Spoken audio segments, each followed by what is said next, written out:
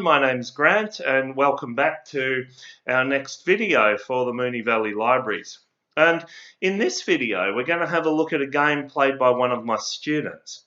Now, a very interesting point with this is that it shows you can improve your chess at any age. Most of my students are kids, and I often show games between students who are 8 years old, 9 years old. My student who played this game was aged 69 years old when he played this. So he started as an older gentleman and he's really started to play well. So you can improve your chess at any age. Anyway, we're going to have a look at this game that he played. Alright, so he started the game with his pawn to e4 in the centre. We know this move's a good move. Alright, and his opponent played e5 in the centre. Now, in some of our other games we've looked at in this series, white's continued with a knight out to f3, a good move. But in this game, my student played a different move, also a good move. He played his knight to c3. And what he's going to play here is a super aggressive opening called the Vienna Gambit. Now, there's a few moves black can play here. One is knight out to f6. Perfectly good move. Knight out to f6. And if black had played that, he would have played this a really aggressive move, f4, known as the Vienna Gambit. And we'll get to that move in a minute. We'll get to why white plays that in a second. The other option black had, black could have played the knight out to c6, and once again, had the knight come to c6, he would have played f4 once again. But the move and both of these knight moves would have been reasonable. The move that black played though was quite a weak move. Black played a6. Now, does anyone know why black played a6? What does this move do? Well, basically nothing. This move doesn't put a pawn in the centre. It doesn't develop a piece either, does it? And it doesn't castle. It doesn't get the king safe. So remember, at the start of a game of chess, you've got the three golden rules. Control the centre with pawns, develop your pieces, and castle, get your king safe. This move does none of those three things. So not a good move, a6. All right, so now my student played the move he'd intended to play, even if black had played a good move here. He played f4. Okay, f4. This move might look rather strange because this move obviously allows black to win your pawn. E takes f4, winning a pawn for black. So why would someone just give up a pawn for nothing with white? Well, the answer is it's not for nothing.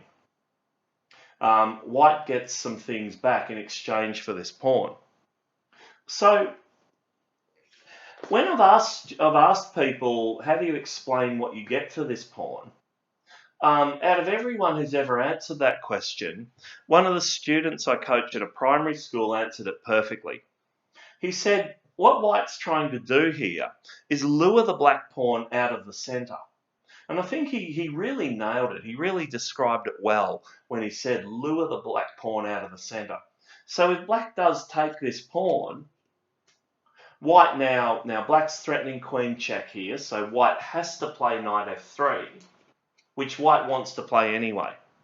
But after this, white's going to be able to run those pawns through the centre. White will play d4. White will play e5.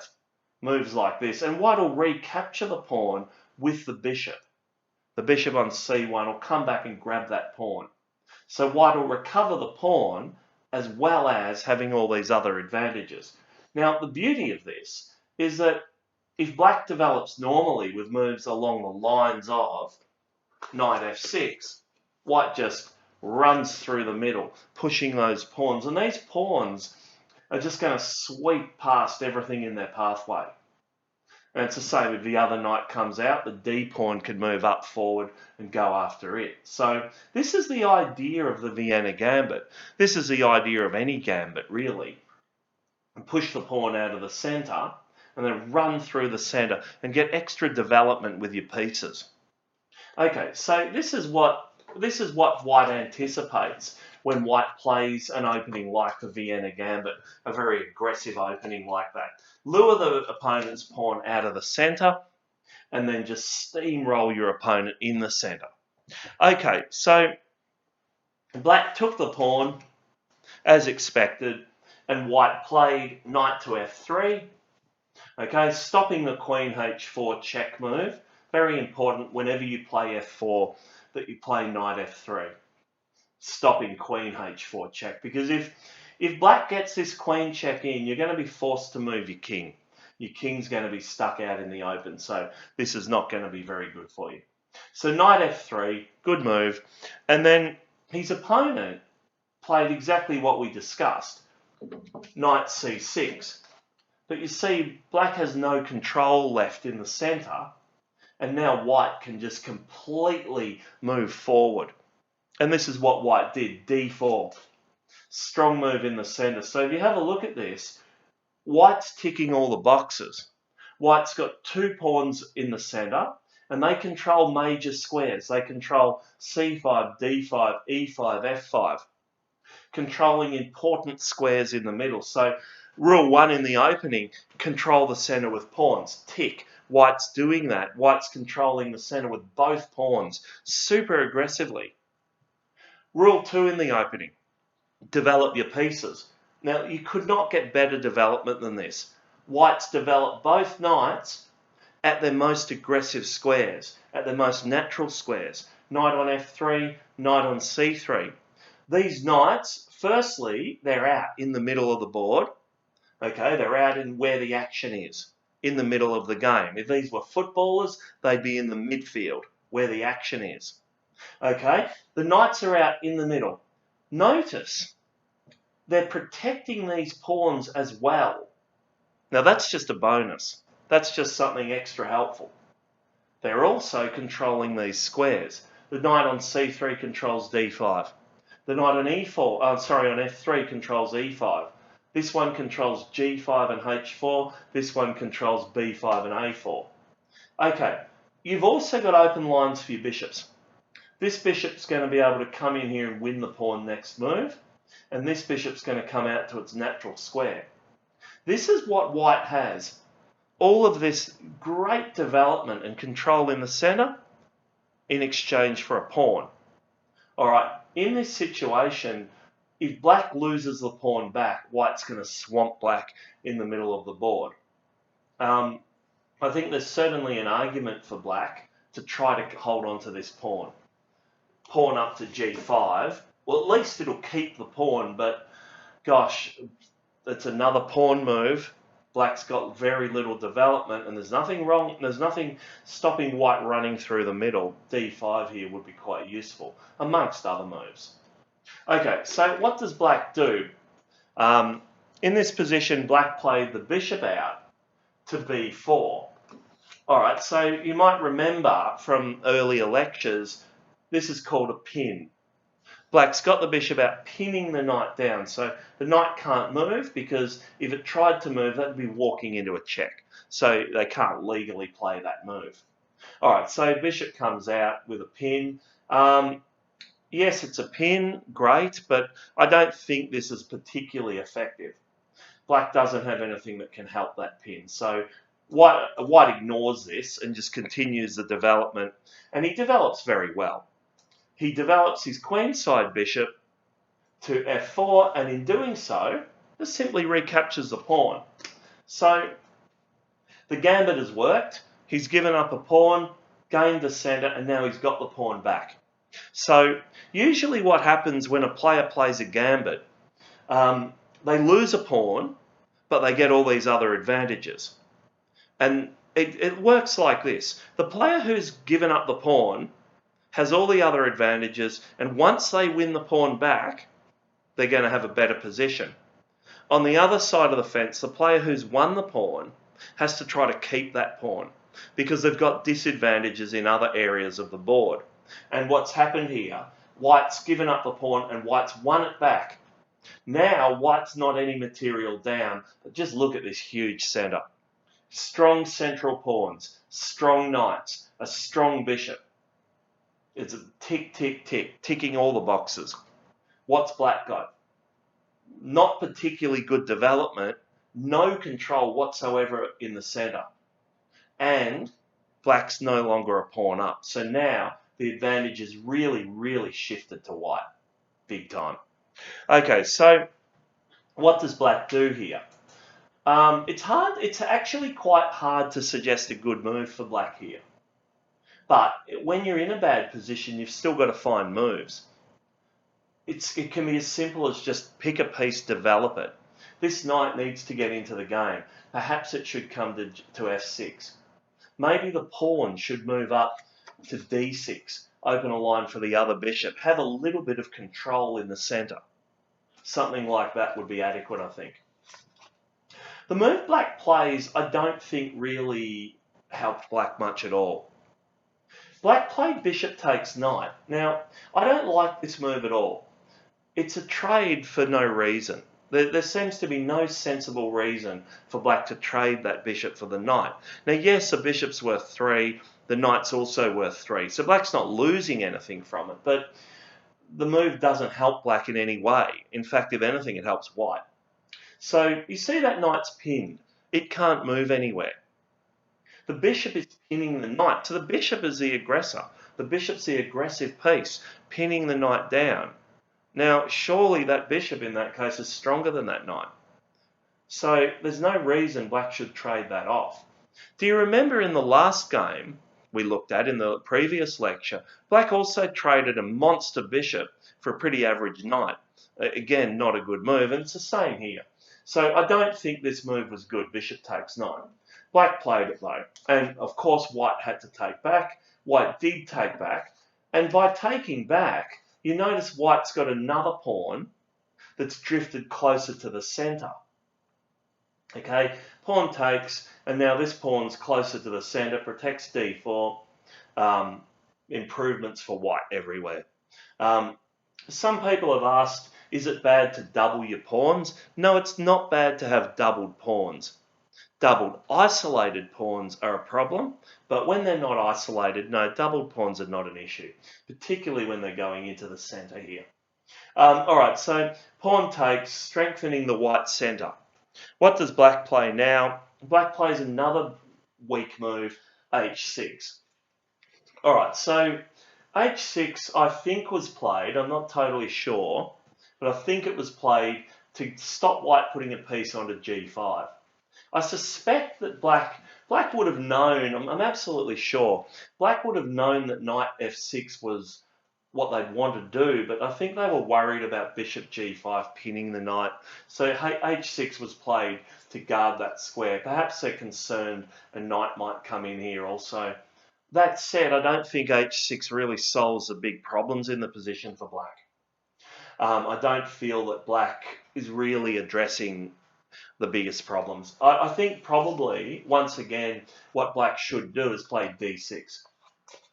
Put the pawn into the centre, have a bit of control, guard this square, open a line for that bishop. You'll also notice that if you've got a light squared bishop, put the pawns on black. We call that a good bishop then, because it's on the opposite colour to the pawns. See, if you put all those pawns on white, your bishop will be stuck. It's called a bad bishop then. So if your bishop's a white squared bishop, put pawns on black. If it's a black squared bishop, put pawns on white. So I think d6 is probably black's best chance. Black plays h6, not a great move. And white just continues to keep it simple. White doesn't do anything crazy here. White doesn't do anything particularly extravagant. White just keeps playing good, sensible moves. He decides, all right, what do I do now? I've controlled the centre with pawns. I've developed my pieces. The next piece to go is the bishop. So he develops it. He develops it on its most aggressive square, c4. Great move, bishop c4. Bishop d3 is also not a bad move. And sometimes you get a situation in chess where you're not sure where to develop a piece. I'll give you a little tip when you're not sure where to develop a piece. Look at the squares you want to develop it at and count how many squares it controls. So if you move the bishop to d3, it controls 1, 2, 3, 4, 5 squares. By developing it to c4, which is a better move, it controls 1, 2, 3, 4, 5, 6, 7, 8, 9 squares. It's a lot better on c4 because it has an impact on more squares. So bishop c4, great move. Black now played another bad move, and this one was the last straw. This next move was the one that basically lost the game for black. Black moved the knight to a5, attacking the bishop. Okay, so on one hand the move, at least it attacks something. It attacks a bishop, but it breaks too many rules. It moves the same piece twice in the opening, and it's not developing pieces. It's not controlling the centre. Black's neglected the centre in this game. Black's neglected the development of the pieces. This knight needs to come out. This bishop needs to come out. This pawn needs to have an impact. Black's playing with one piece. And here, my student found a great move that completely turned the game completely decisive. It wins now for white. He could have moved his bishop away to save it, but what he recognised was there's no point having pieces if you're not using them. He sacrificed his bishop. He played bishop takes f7 check. Great move. Giving up his bishop to open up the black king. Black will have more pieces, but they're all on the edge. So black's in check. He needs to move the king. So where does it go? Well, if it goes to f8 or e8, or e7, sorry, black's moved the king and black's lost a pawn, and there's no compensation for that at all. Black will have a weak king and be a pawn down. So black's king takes the bishop as it needs to. And now white's pieces swarm into this kingside area. Another great move, white plays knight e5 check. Okay, and have a look at this. This is a knight move, bringing the knight to the centre, but it's also a queen move because it opens up this line for the queen. And once the queen gets to h5, this is going to be a complete disaster for black. This decisive queen move. All right, but in the meantime, black's in check. So let's look, where can black put that king? All right, so the first place it could go back to f8. But if it goes to f8, white can play knight g6 check, and that's a fork on the king and the rook. So that's not going to work. The king could also go to e7. But once again, we've got knight g6 check, a fork on the king and the rook. Okay, so where else can it go? It doesn't really want to go forward. The further forward it goes, the more of a mess it's going to get into. It's walking out into the open, into the white, basically into the white army. So it goes backwards. It goes back to e8. The problem now, though, is white's queen, the biggest, strongest piece, can come into h5. And these white squares here are decimated. So queen comes into h5 check, crunch. Okay, what now? Because black played that h6 move, they can't play g6 anymore because the queen takes it. So, yeah, it's turning into a real disaster for black. Now, here black's got some options, but none of them are very good.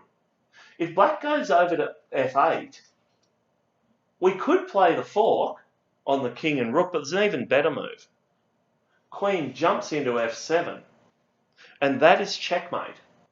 The queen's checking the king. It can't get out to these squares. It can't take the queen because the knight guards the queen. So that checkmate on the f7 square, the most vulnerable square on the board, f7. No wonder that's where the checkmate can occur. All right, so black can't move the king to f8 because white will checkmate on f7. So black has to move the king to e7. Okay, now, this is getting out in the open, and have a look what happens now. White plays the same check, queen f7 check. Now it's not checkmate here because the king can walk, but it's still a very dangerous check. The king still can't take the queen because the knight guards it. Notice in this position, white could also have played the fork once again. Knight check, forking king and rook. That would also be okay, but the move he played was better. Queen f7 check. Okay, now the king has to go walkies. It can't go back here because that's check. And it can't go to these two squares, e6 and f6, sorry, because that's check. Can't take the queen because that would be check with a knight. It has to walk out to d6. All right, now, when it goes to d6, it's walked into the firing line. It's walked into a very, very dangerous position. And this is something to recognize in your own games. It's walked onto the same diagonal as white's bishop. So if you've got a dark squared bishop like white does here, and you can get their king onto the dark squares, you have far better chance of attacking it. If you've got a light squared bishop, try to force the king onto the light squares because you can attack it that way. Remember, if a king's on white, a black squared bishop can't attack it. And if a king's on black, a white squared bishop can't attack it. So in this situation, while it's on black, this dark squared bishop can be very, very powerful. Now, have a look what's between the bishop and the king. There's a white knight. So that knight can jump out of the way, unleashing a discovered attack. So for example, this knight can jump out here, check. It's not check with a knight, it's check with a bishop, even though it's a knight move. We call that a discovered attack. We discussed that in an earlier lecture. Knight jumps out, check with the bishop. King will have to move, and then the knight can go and win the rook. Okay, so this would be great, but white finds an even better version of this. White uses a knight, and he plays the discovered check. He jumps out to c4, check. Now, not only is this a discovered check with the bishop, it's a double check. Because when he jumps out with the knight, he gives check with the knight as well. So it's actually almost a fork on the king and the other knight. So you see, black can't take the white knight because it's also check with the bishop. Remember, from a double check, you can't capture your way out of it. You can't block your way out of it. You have to run. And the black king now has to run. It can't go to e7. The queen guards that. Can't go to e6. The queen guards that. Can't go to e5 because of the bishop, the pawn, or the knight. Can't go to d5 because of the pawn and the queen. Can't go to c5 because of the pawn. It's got one square. Has to go to c6. And now, the biggest, strongest piece comes in and delivers a great move.